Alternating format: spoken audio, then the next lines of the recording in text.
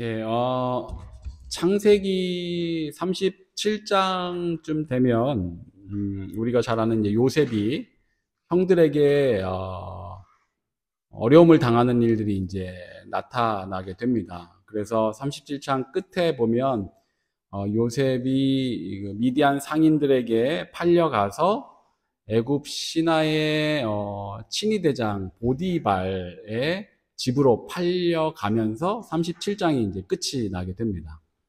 그리고 나서 우리 기억에는 이제 요셉 이야기가 쭉 펼쳐지는 게 기억에 남아 있는데, 그런데 사실 요셉 이야기가 이어지는 것은 37장에서 39장이 돼야 이어집니다. 중간에 38장에 다른 이야기가 하나 들어가 있습니다. 그 38장에 들어가 있는 이야기는 요셉 얘기가 아니고 유다에 대한 이야기입니다. 유다와 그의 며느리 다말에 대한 이야기가 38장에 중간에 들어가 있습니다. 우리는 요셉 이야기를 잘 알고 있다 보니 쭉 요셉 이야기가 이어지는 것처럼 느껴지지만, 사실은 그 중간에 어떻게 보면 우리의 관심을 많이 끌지 못하는 그런 이야기 하나가 들어가 있는데, 그게 바로 유다와 다말, 그의 며느리 다말의 이야기입니다. 내용상으로는 한국인의 정서상 그다지 유쾌한 내용은 아닙니다. 왜냐하면은 이제 다말이 며느리인데 시아버지 유다의 아이를 낳는 이야기가 거기에서 등장을 하기 때문입니다. 유다에게 아들이 셋이 있었습니다. 아들이 셋 있었고, 첫째 이름이 엘이고, 둘째가 오난이고, 셋째가 셀라입니다. 첫째 아들이 이제 장성을 해서 다말이라는 여인과 결혼을 이제 하게 됩니다. 그런데 그 첫째 엘이 아이를 낳지 못하고 이제 죽게 됩니다. 그러면 이스라엘에는 이제 계대 결혼이라는 관습이 있어서 형제가 아이를 낳지 못하고 죽게 될 경우 아우가 그 형수와 결혼을 해서 대를 이어가게 해 주는 관습입니다. 이게 이제 계대 결혼이라는 것인데, 이후에 신명기 25장에 보면은 이 내용이, 이 관습이 기록이 되어 있고, 이스라엘은 그 관습을 이어가게 됩니다. 그렇게 해서 둘째 오난이 이제 형수인 다말과 결혼해서 아이를 낳아야 하는데, 이 일을 오난이 둘째가 성실하게 행하지 않았습니다. 그러다가 또 죽게 된 겁니다. 근데 유다에게 아들이 셋이 있었는데 둘이 이제 죽은 것이죠. 그리고 셋째 이제 셀라가 남아 있는데, 당시에는 조금 어린 상황이어서 유다가 셀라를 당장 다말에게 보내지 않고 다말 보고 친정 집에 가서 지내라고 합니다. 하지만 유다의 속마음은 셀라까지 보냈다가 아들들이 다 죽게 될지도 모르겠다라는 염려가 한편에 크게 자리하고 있었습니다. 그렇게 다말이 친정집으로 가서 과부로 지내고, 셀라는 유다의 집에서 이제 잘 자라고 세월이 많이 지났습니다. 셋째 아들 셀라도 어느 정도 이제 장성하였고, 유다에게는 있던 아내가 생을 마감하는 사건도 발생하게 됩니다. 그렇게 세월이 지났을 때쯤 다말은 자신에게 셀라를 보내야 하는 시아버지 유다의 일을 이제 생각해 보게 됩니다. 그런데 그 일을 때가 됐음에도 불구하고 진행하지 않자 다말이 시아버지를 속이고 시아버지의 아이를 갖게 됩니다. 그리고 시아버지의 물품을 챙깁니다. 이후에 몇 개월이 지난 후에 유다에게 소식이 전해집니다. 며느리 다말이 과부로 지내고 있는데 누군가의 아이를 임신하여서 이제 아이를 낳게 되는 상황이 되었다라는 소식을 전해 듣게 됩니다. 그러자 유다가 그 사람들을 보내서 그 당시의 법대로 끌어내어 처형하라고 사람들이 이제 보내게 됩니다. 그때 다말이 시아버지의 물건들을 그들에게 보여주면서 이 아이의 아버지가 유다라는 것을 증명을 합니다. 그제서야 유다가 이제 그 물건들을 보고 자신의 잘못이라는 것을 깨닫게 되고 이렇게 이제 이야기를 합니다. 그는 나보다 옳도다. 내가 그를 내 아들 셀라에게 주지 아니하였음이로다. 이게 이제 유다가 당시에 자신의 잘못을 깨닫고 했던 이야기입니다. 이렇게 돼서 다말은 죽음을 명케 되고 쌍둥이를 이제 낳아서 첫째 유다의 대를 이제 이어가게 됩니다. 그다지 뭐 유쾌한 이야기는 아니죠. 앞에서 말씀드렸던 것처럼 재밌고 신나게 할 만한 얘기는 아닙니다. 우리 정서상으로는.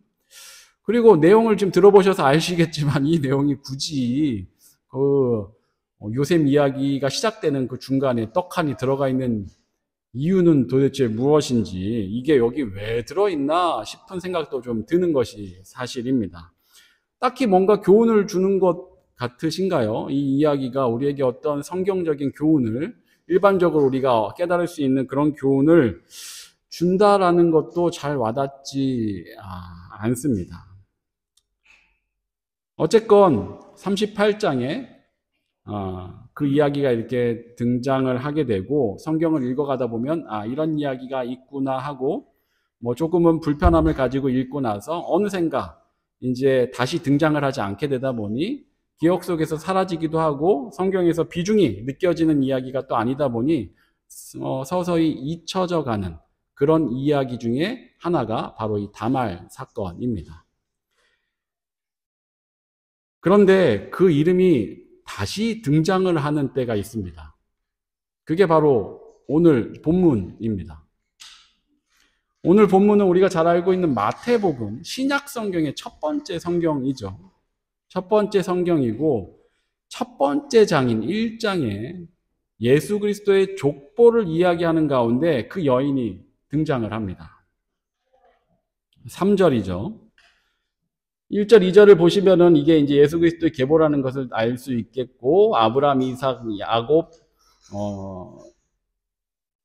이런 이야기들이 쭉 진행이 되고, 3절에서 유다는 다말에게서 베레스와 세라를 낳고, 베레스는 헤스론을 낳고, 헤스론은 람을 낳고, 이 이야기가 이제 등장을 하게 됩니다. 앞에서 살펴봤듯이 방금 말씀드렸던 것처럼 그다지 이게 자랑스러운 사건이 아니지 않습니까? 오히려 유쾌하지 않은 사건이고 예수 그리스도의 계보 가운데 이야기하기에는 좀 부끄러운 역사, 치부가 될 수도 있는 이름입니다. 다말이라는 이름을 굳이 저렇게 넣었어야 됐나? 원래 이 계보에는 여자들 이름이 잘 들어가지 않죠.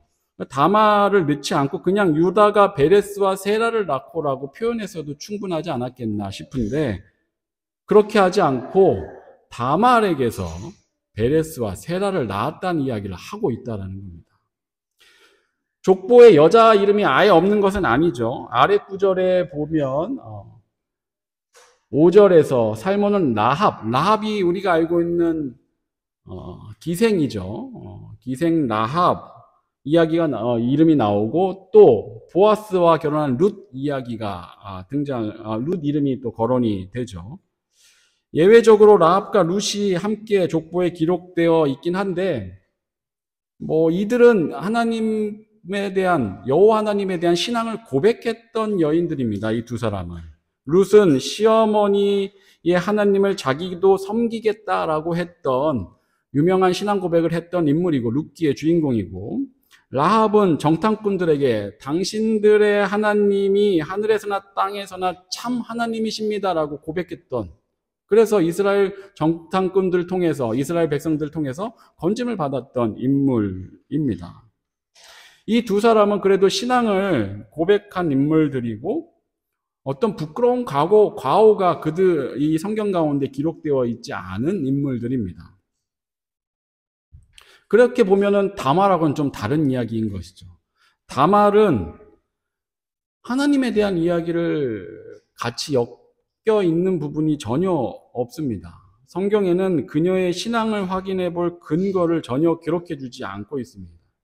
종종 어떤 학자들은 그녀가 계대 결혼법을 잘 이행한 것이 하나님에 대한 순종이다라는 이야기를 하는 경우도 있는데, 하지만 아직 출애굽 전이었고 율법이 있기 전이었고, 또 그런 일이 예수님의 족보에 올릴 정도의 대단한 순종이었는지 사실 좀 연결해서 생각해 보기엔 의문이 드는 것이 사실입니다.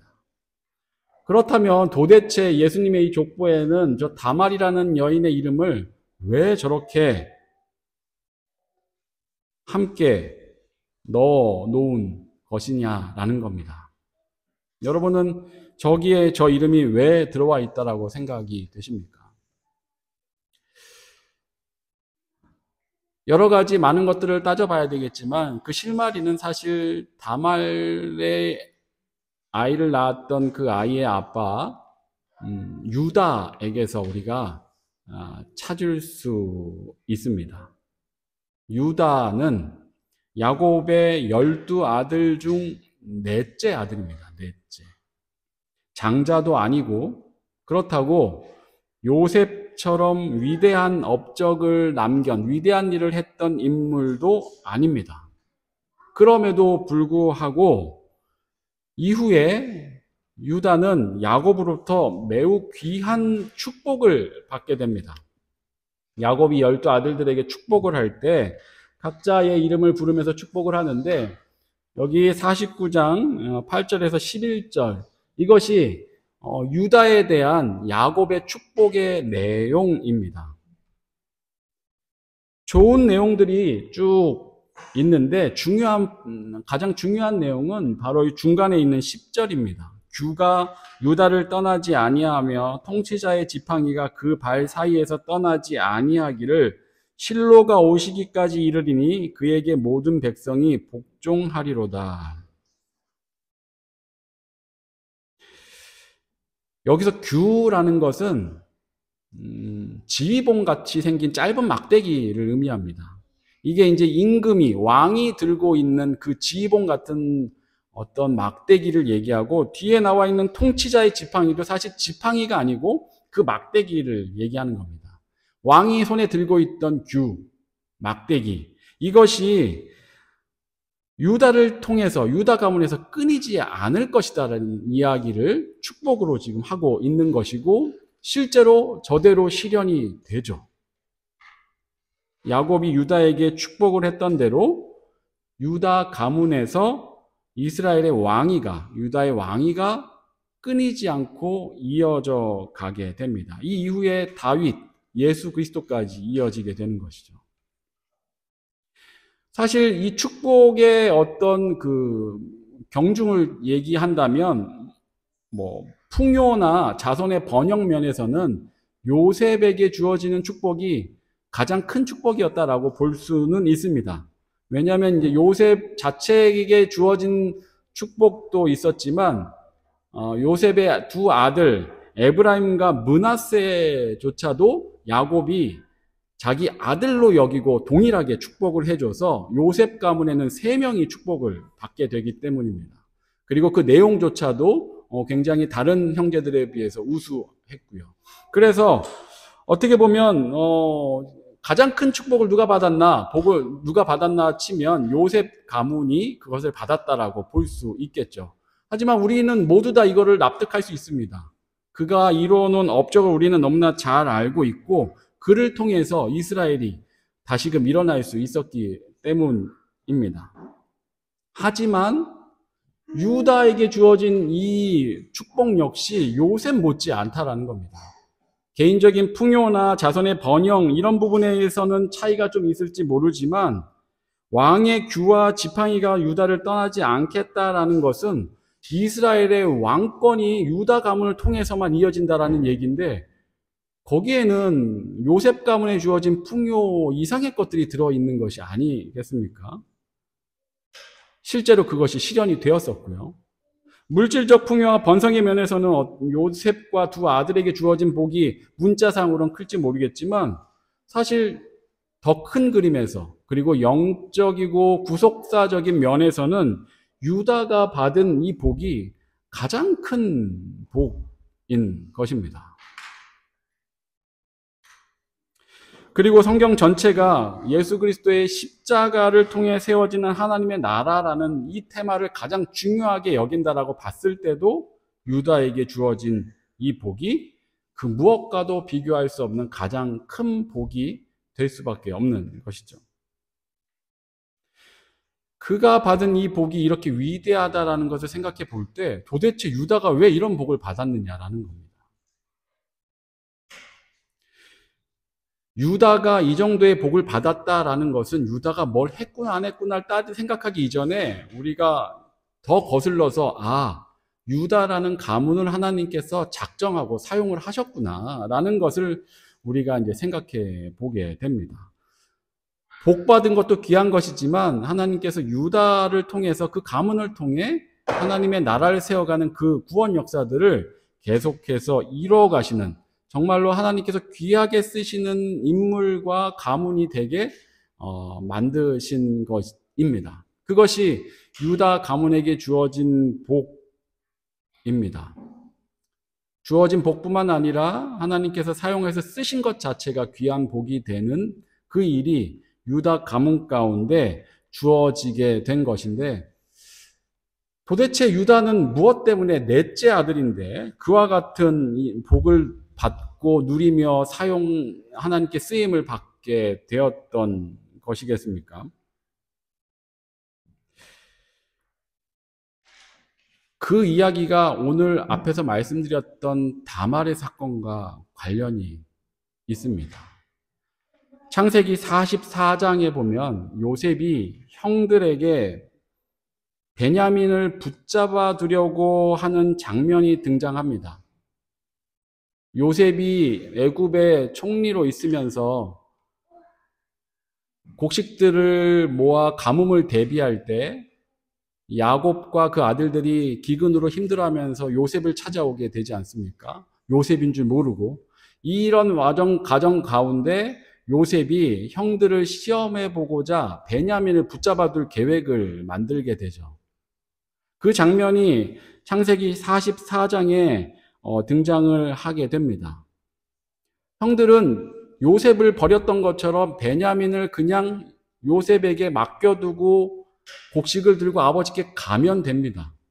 그런데 이때 유다가 그걸 허락하지 않습니다. 유다가 앞으로 나서서 다른 형제들보다 누구보다도 앞서 나서서 자기의 집안의 상황을 열심히 설명하고, 그리고 나서 결국은 그 아우 베냐민 대신 나를 붙잡아 주십시오라고 간청을 합니다. 그 장면이 44장 33절에 등장합니다. 유다가 이렇게 얘기합니다. 이제 주의 종으로 그 아이를 대신하여 머물러 있어 내 주의 종이 되게 하시고 그 아이는 그의 형제들과 함께 올려 보내소서. 아우 베냐민 대신 자신이 잡혀 있겠으니 부디 아우를 보내달라는 그런 호소입니다.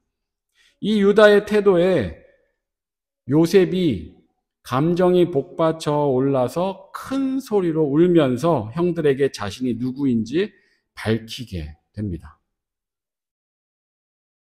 요셉과 형들이 만나는 이 장면은 유다의 이 희생을 통해서, 유다의 헌신을 통해서 마무리 지어지고 해피엔딩으로 끝나게 됩니다. 유다 역시 원래는 다른 형제들과 똑같은 인물이었습니다. 전에 형들처럼 누군가를 위해서 희생하거나 헌신할 줄 알던 사람이 아니었습니다. 베냐민을 아끼는 그 마음, 이전에 있었던 마음이 아닙니다. 그 마음이 있었다면 요셉 때도 그와 같이 요셉을 보내지 않았었겠죠. 그랬던 그가 지금 이 장면에서 다른 형제들과는 다른 모습을 보여주고 있는 겁니다. 베냐민을 아끼는 그의 마음에 지난날 요셉에 대한 어떤 진심 어린 회개가, 그리고 뉘우침이 함께 서려 있었던 겁니다. 유다가 다른 형제들과는 달라진 겁니다. 다른 형제들과 달리 유다는 그 자기의 삶에 있었던 여러 가지 경험과 사건들을 통해서 무언가 변화를 겪게 되었던 것인데 그 사건을 기록하는 유일한 단서는 다말 사건밖에 없다라는 겁니다. 유다에 대한 이야기를 자세하게 기록하고 있는 유일한 사건이 바로 이 다말의 사건입니다. 다말에게 자식을 결혼을 시켰는데 첫째 아들을 잃게 되고 또 둘째 아들까지 잃은 유다가 남은 셋째 아들조차 보냈을 때 그 아들마저 죽게 되겠구나라는 염려를 하면서 보내지 않고 비로소 다말의 행동 때문에 자신이 자기 자식을 아끼고 있다는 걸 깨닫고 비로소 그런 과정을 통해 아버지 야곱의 마음도 그가 알 수 있게 되었던 것입니다. 여기에서 비로소 요셉을 팔아버린 사건에 대한 유다의 진지한 성찰과 어떤 회개들이 일어났을 것입니다.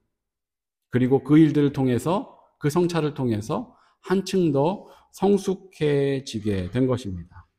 그래서 아마도 창세기 38장의 다말 사건이 굳이 그 자리에 끼어 들어가 있는 것일 겁니다. 스토리 진행상 전혀 어울리지 않지만 떡하니 들어있던 건 다말의 사건을 통해 유다가 어떤 변화를 겪는 큰 역할을 그 사건이 해주었기 때문인 것입니다. 우리가 보았을 때는 하나님께서 유다 가문보다 요셉 가문을 들어 쓰시는 게 훨씬 더 나아 보입니다. 하지만 하나님 보시기엔 지난 과오를 깨닫고 변화되어서 희생과 헌신을 결단하고 실천한 유다를 더 귀히 여기셨습니다. 동생 베냐민을 위해 자신을 희생한 유다의 모습과 그에게 주어진 위대한 축복, 그리고 오늘 본문의 예수 그리스도의 족보상에 기록된 유다의 치부인 다말의 이름, 이 모든 것들이 하나님께서 무엇에 더 주목하고 계신지 우리에게 분명하게 가르쳐 주고 있는 것입니다. 이후에 이스라엘이 북이스라엘과 남유다로 나뉠 때 유다라는 이름이 아버지의 이름인 이스라엘과 동등한 위치에서 사용되게도 됩니다. 뿐만 아니라 북이스라엘보다 남유다를 더 오래 지켜주심으로 하나님의 관심과 사랑이 어디에 있었는지를 역사적으로도 분명하게 보여주십니다. 게다가 오늘날까지 이스라엘 사람들이 유대인이라고 불리게 함으로써 그 이름을 지금까지 사람들이 부르고 알게 하신 겁니다.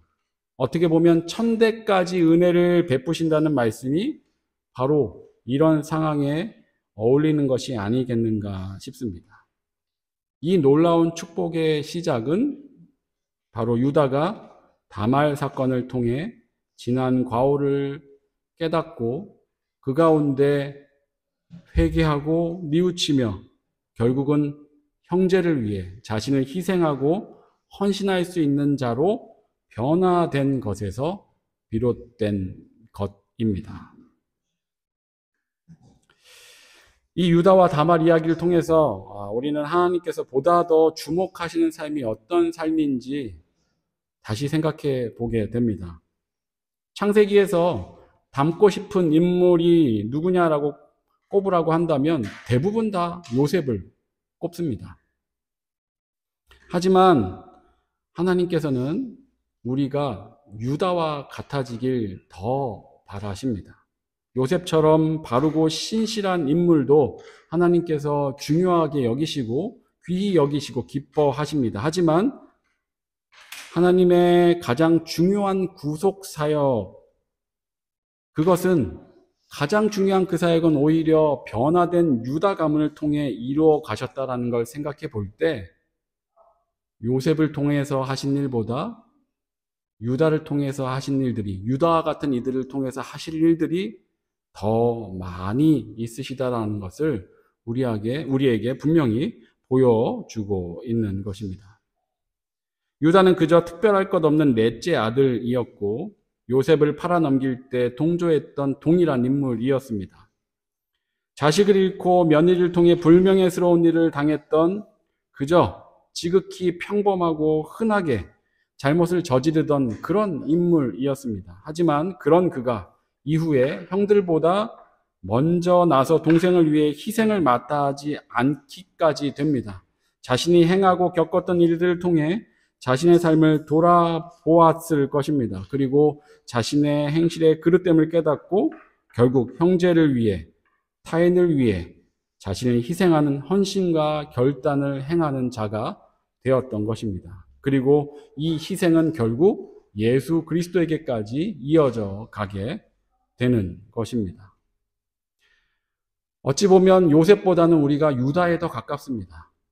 우리가 다 요셉이 될 수는 없습니다. 하지만 유다를 생각해 볼 땐 오히려 우리에게 더 소망이 있습니다.